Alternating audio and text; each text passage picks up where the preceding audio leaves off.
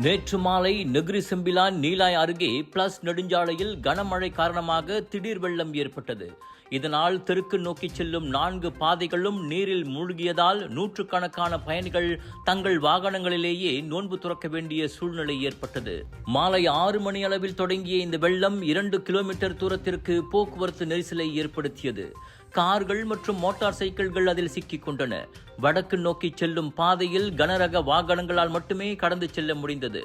வாகனங்களுக்குள் நோன்பு துறக்கும் காட்சிகள் சமூக ஊடகங்களிலும் வைரலாகின.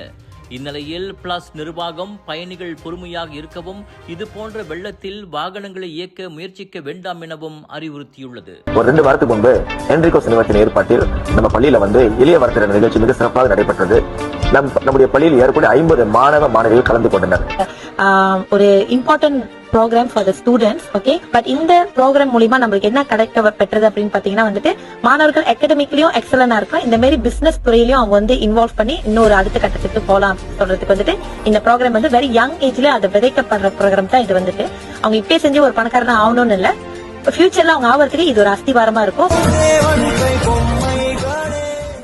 விலையோ மலிவு, செலவோ குறைவு, தரமோ உயர்வு, மனமோ நிறைவு.